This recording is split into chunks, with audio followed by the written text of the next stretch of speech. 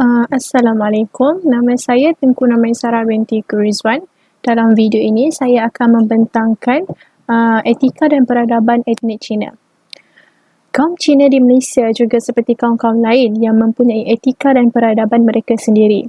Mereka menjalani kehidupan dengan mengamalkan adab resam dan cara hidup berpandukan etika dan peradaban mereka. Seperti yang kita tahu, adab kaum Cina di Malaysia merupakan warisan daripada negara Cina itu sendiri.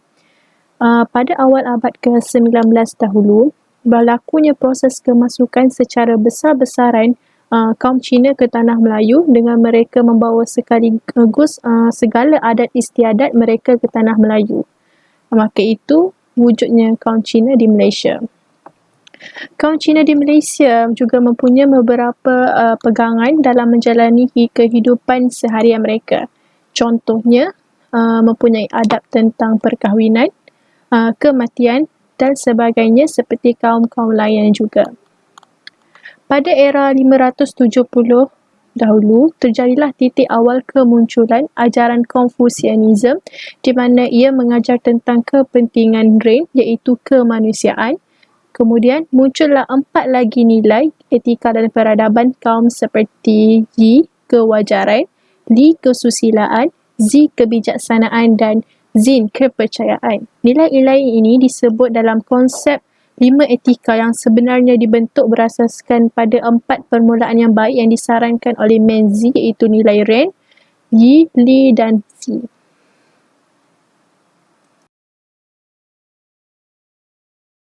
Assalamualaikum warahmatullahi wabarakatuh. Nama saya Wan Natasha Akilah binti Wan Muhammad Noor. Saya ingin membentangkan tentang konsep Ren dalam tamadun Cina, iaitu peri kemanusiaan. Apa yang dimaksudkan dengan konsep Ren adalah nilai kasih sayang dan cinta terhadap manusia. Kata Confucius, jangan kita lakukan sesuatu yang kita tidak suka orang lain melakukan kepada kita. Apa yang membezakan manusia dan juga haiwan juga merupakan konsep Ren. Konsep Ren ini menitik beratkan kebajikan manusia dan mengelakkan keburukan manusia sejagat. Ada 4 asas dalam konsep Ren ini. Yang pertama adalah konsep Zul, iaitu ketaatan. Ketaatan ini iaitu seperti kita taat kepada pemerintah dan kedua ibu bapa kita. Macam mana nak taat kepada mereka? Kita melakukan apa yang mereka perintahkan kepada kita dan kita tidak melakukan apa yang mereka larang kepada kita. Yang kedua adalah konsep D, iaitu hormat. Kita haruslah hormat kepada pemerintah dan hormat kepada keluarga dan masyarakat. Hormat ini, apabila kita bercakap, kita memberikan senyuman dan kita cakap secara perlahan dan tidak mengguris perasaan orang yang mendengar. Yang ketiga adalah konsep Zio, iaitu berbakti. Berbakti kepada pemerintah ataupun ahli keluarga ataupun orang-orang yang telah berbakti kepada kita, dan kita berbakti kepada mereka dengan cara membalas jasa-jasa baik mereka terhadap kita. Yang last sekali adalah konsep Shu. Konsep Shu ni adalah kemaafan. Apabila orang minta maaf kepada kita, kita memaafkan orang lain, dan apabila kita melakukan kesalahan kepada orang lain, kita melakukan kesalahan kepada orang lain, kita minta maaf kepada orang lain. Apabila kita melakukan semua konsep Ren ini, hidup kita akan lebih aman dan bahagia, dan insya-Allah juga akan menjadi tenang apabila kita mempraktikkan dalam kehidupan seharian. Itu saja dari saya. Assalamualaikum warahmatullahi wabarakatuh. Nama saya Tengku Nurhani Syafiqah binti Tengku Muhammad Aminuddin. Dalam video ini saya akan membentangkan etika dan peradaban masyarakat Cina dalam konsep Yi, iaitu kewajaran. Yi dalam masyarakat Cina membawa maksud kebenaran, keadilan, kewajaran, ketepatan dan juga kesopanan. Ia juga membawa maksud hakikat dan paduan hidup seseorang individu. Jika seseorang individu melakukan perkara yang betul tetapi tanpa mendahulukan kebenaran, ianya juga dikategorikan sebagai perkara luar daripada kewajaran. Ia berfungsi untuk mengelakkan seseorang daripada melakukan kesalahan dan memperbaiki tutur kata serta tingkah laku supaya berada pada piawaian tertentu dan juga kebenaran yang tertentu. Menurut Fu Yulan, setiap perkara haruslah dilakukan dengan kebenaran dan kewajaran. Sekiranya sesuatu perkara itu dilakukan dengan tujuan tertentu atau hadiah tertentu, perkara tersebut tidak lagi dikategorikan sebagai Yi, iaitu kewajaran. Harusnya seseorang individu meletakkan dan mengaplikasikan kebenaran dalam kehidupan seharian tanpa apa-apa setujuan ataupun ganjaran. Contoh atau situasi yang berkaitan dengan Yi ialah anak-anak perlulah berbakti kepada ibu bapa. Ibu bapa adalah orang yang paling banyak berjasa kepada anak-anak dan selalu memberikan pertolongan kepada kita, tidak kira semasa senang ataupun semasa susah. Seharusnya kita, apabila kita berpeluang dan masih ada peluang, perlulah kita berbakti kepada mereka. Dunia kini, kita dipertontonkan dengan pelbagai adegan dan kisah-kisah dalam family. Para anak yang berbakti kepada ibu bapa hanya untuk mendapatkan harta warisan atau peninggalan daripada ibu bapanya dikategorikan sebagai bertindak di luar kebenaran dan kewajaran. Ini kerana mereka bertindak hanya untuk mendapatkan harta daripada keluarga mereka. Jadi, walaupun perkara ini sememangnya ibu bapa akan mewasiatkan harta-harta mereka selepas ketiadaan mereka, tapi dari awal lagi kita dah bertujuan untuk dapatkan harta mereka dengan berbakti kepada mereka seperti menjaga mereka ketika sakit. Hal ini memang sememangnya dikategorikan sebagai tidak wajar. Assalamualaikum warahmatullahi wabarakatuh. Nama saya Fatin Novana binti Muhammad. Seterusnya saya akan terangkan tentang Li, iaitu kesusilaan. Li merujuk kepada kepentingan upacara dan kelakuan budi bahasa. Ini bermaksud Li ialah peraturan-peraturan bagi tingkah laku yang betul dan baik. Seterusnya, Li juga merupakan set nilai-nilai yang diajarkan oleh orang-orang terdahulu untuk menghasilkan masyarakat yang teratur dan harmoni. Hal ini kerana Li berfungsi sebagai pengawal terhadap tindakan dan tingkah laku manusia. Pentingnya sikap Li ini digambarkan seperti setiap manusia harus dianggap sebagai seorang tetamu yang sangat penting. Oleh itu, setiap individu haruslah berbudi bahasa tanpa mengira rupa, darjat ataupun pangkat seseorang itu. Tujuan konsep Li ini adalah untuk mewujudkan sebuah negara yang harmoni dan stabil. Seterusnya, saya akan terangkan beberapa contoh konsep ajaran Li ini. Contoh yang pertama ialah ketaatan anak kepada orang lebih tua ataupun ibu bapa dalam sesebuah keluarga. Sikap ini akan mewujudkan 3 hubungan yang perlu ada dalam sesebuah keluarga seperti hubungan anak kepada bapa, hubungan anak adik kepada abang, hubungan isteri kepada suami dan sebagainya. Walau bagaimanapun, hubungan yang ditunjukkan ini merupakan hubungan dua hala antara kedua-dua pihak, di mana pihak yang lebih tua diberi tanggungjawab untuk menjaga golongan yang lebih muda seperti anak, isteri dan sebagainya, manakala pihak yang lebih muda pula haruslah mentaati dan menurut perintah orang yang lebih tua. Perkara yang saya cuba sampaikan dalam contoh ini adalah konsep Li mendorong individu di semua peringkat dan strata, sama ada tua ataupun muda, untuk membantu mengawal hubungan sesama sendiri dan seterusnya mewujudkan ikatan yang kuat dalam masyarakat. Contoh yang kedua ialah adab dan tata susila ketika berada dalam majlis. Apabila kita berada di dalam sesuatu majlis, setiap individu haruslah menjaga adab dengan menunjukkan sikap yang baik sebagai tanda menghormati majlis tersebut.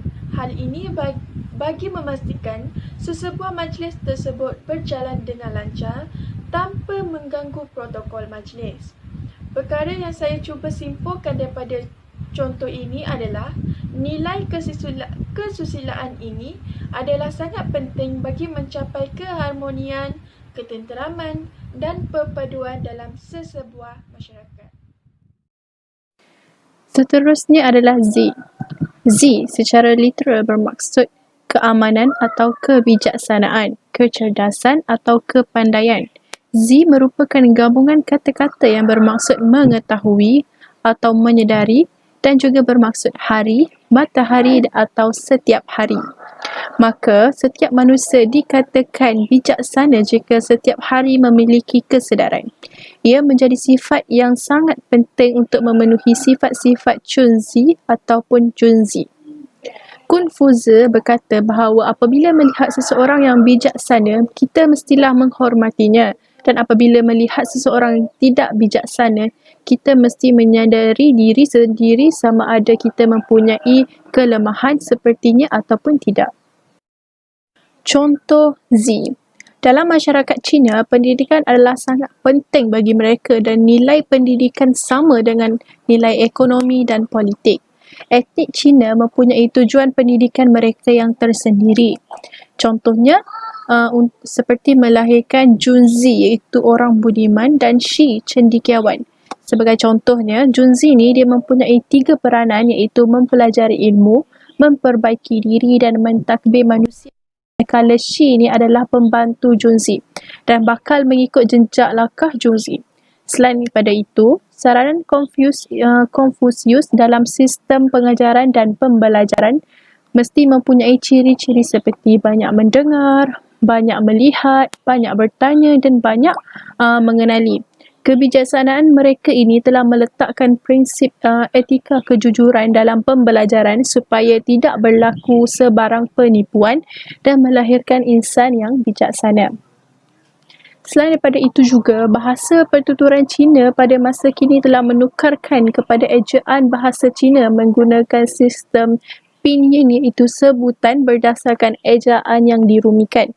Contohnya, tulisan Cina ni telah dicipta berdasarkan beberapa kaedah seperti Xianxin iaitu lambang bergambar, Zixi lambang petunjuk, Huyi lambang petunjuk fikiran dan Zixi gabungan bentuk-bentuk bunyi, Zhuangzi mutual semantic transfer dan Jianji long character. Kaedah-kaedah ini dikenali sebagai Liu Shi ataupun seed principle of writing. Hari ini saya akan membentangkan salah satu daripada 5 nilai asas dalam etika dan peradaban kaum Cina, iaitu Xin, kepercayaan. Perkataan Xin berasal daripada gabungan daripada Ren, manusia dan Lian, kata-kata atau ucapan. Xin bermaksud kepercayaan, iaitu seorang manusia itu harus memiliki sifat layak dipercayai. Ini kerana dengan memiliki sifat layak dipercayai, barulah seorang manusia itu akan mendapat kepercayaan daripada orang lain dan masyarakat. Sifat layak dipercayai adalah landasan utama dari semua hubungan manusia di dunia ini. Pemerintah juga perlu memiliki sifat kepercayaan untuk mendapatkan kepercayaan daripada rakyatnya. Maka, untuk mendapatkan kepercayaan daripada rakyatnya, pemerintah tersebut harus memiliki kriteria dan sifat yang layak dipercayai.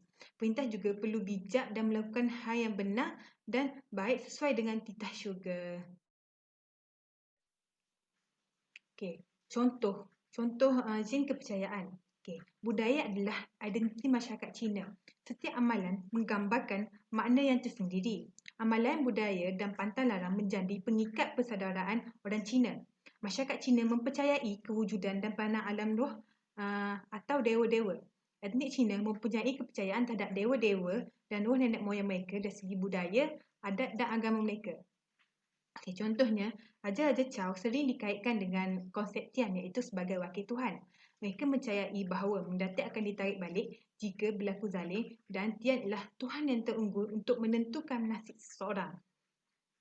Selain daripada itu, upacara kebudayaan seperti perayaan disambut semua lapisan masyarakat. Masyarakat Cina percaya bahawa perayaan berperanan sebagai pengikat kekeluargaan. Amalan tradisi sebagai jati diri dan pengenalan orang Cina. Tanpa amalan tradisi Cina, mereka dianggap hilang kepercayaan, hilang kecinaan. Kaum Cina juga sangat mempercayai akan numerologi, iaitu makna di sebalik nombor. Sebagai contoh, mereka percaya bahawa nombor 4 bersifat sebagai kematian atau mati, miskin dan susah. Contohnya, mereka percaya bahawa sesiapa yang memilih nombor 4 atau yang berkaitan dengan nombor tersebut akan mendapat nasib amalah dan membawa kepada musibah. Okey, seterusnya kita pergi kepada dua perbezaan antara etnik lain. Contohnya Hindu. Yang pertama, perkahwinan. Okey, bagi Hindu, sebelum perkahwinan, tukang tilik akan memberikan pasangan pengantin nikah, iaitu kertas merah yang mengandungi peraturan-peraturan dan adat-adat yang perlu dipatuhi oleh para pengantin. Nikah itu juga adalah untuk menentukan tarikh yang sesuai untuk pengantin melangsungkan perkahwinan mereka. Pengantin dilarang sama sekali untuk memakai pakaian yang berwarna hitam, biru dan juga kelabu, yang mana melambangkan kematian dan juga kesedihan. Mereka lebih digalakkan untuk memakai pakaian yang berwarna merah, kuning dan juga putih.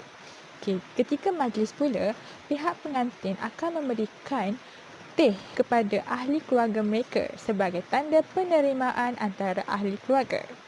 Setelah itu, untuk kemuncak majlis perkahwinan pada hari itu, mereka akan mengadakan majlis makan besar-besaran pada sebelah malam.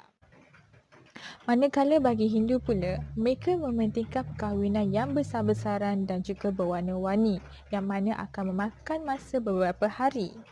Bagi mereka, kad jemputan memainkan peranan penting dalam perkahwinan mereka. Sekiranya kad jemputan tidak lengkap, maka perkahwinan tidak akan dilangsungkan. Kad tersebut akan disapukan dengan sebut kunik cair. Ketika majlis perkahwinan, pengantin lelaki akan mengalurkan tali kepada pengantin perempuan sehingga aras dada. Tali tersebut diperbuat daripada benang yang akan disapukan kunik dan pada hujungnya akan diikat seketul kunik. Bagi Hindu juga, peranan api suci amatlah penting. Sekiranya tanpa kehadiran api suci, perkahwinan mereka tidak akan lengkap. Para pengantin perlu bersama-sama mengelilingi api suci tersebut sebanyak 7 kali. Setelah itu, pengantin perempuan akan ke rumah pengantin lelaki sebagai tanda penghargaan kepada pengantin lelaki. Yang kedua adalah perayaan. Bagi Cina, mereka akan menyambut sambutan Tahun Baru Cina. Mereka mempercayai bahawa 12 binatang yang ada seperti di dalam kalender mempunyai maksud dan tuah masing-masing. Pada malam sambutan, semua ahli keluarga akan berkumpul bersama-sama untuk melakukan jamuan makan besar-besaran. Bagi yang lebih tua, akan memberi ampau kepada yang lebih muda ataupun yang belum berkahwin. Tuadah yang wajib ada setiap kali Tahun Baru Cina adalah kuih bulan dan juga buah limau mandarin. Perayaan naga akan dilakukan ketika sambutan Tahun Baru Cina dari rumah ke rumah dan juga kedai. Pada akhir sekali, mereka akan melakukan cap gomeh, iaitu mereka akan sembahyang besar-besaran. Mereka juga akan menyalakan meriam dan juga tanglong pada malam tersebut. Mereka akan menyambut perayaan Hari Deepavali yang bermakna kemenangan kebaikan terhadap kuasa kejahatan. Mereka akan memulakan perayaan dengan menyapu minyak bijan dari kepala hingga ke kaki untuk menyejukkan badan. Mereka akan bersama-sama melakukan sembahyang besar-besaran dan juga memohon restu pada kedua ibu bapa sebelum ke kuil. Makanan utama yang perlu ada ketika Hari Deepavali adalah maruku. Pakaian bagi perempuan ketika Hari Deepavali adalah sari dan lelaki adalah dhoti. Mereka juga akan berbagi manisan antara satu sama lain ketika Hari Deepavali. Mereka juga akan menghiasi rumah mereka dengan rangoli, iaitu lukisan yang diperbuat daripada tepung beras yang berwarna-warni bagi menyambut tetamu yang akan hadir ke rumah mereka. Secara kesimpulannya, bagi fahaman Confucianism, kita dapat tahu bahawa 5 nilai asas dalam etika dan peradaban kaum Cina iaitu Ren, peri kemanusiaan, Y kewajaran, Li kesusilaan, Z bijaksana dan Jin kepercayaan memain peranan yang penting kepada masyarakat Cina untuk memupuk personaliti yang baik.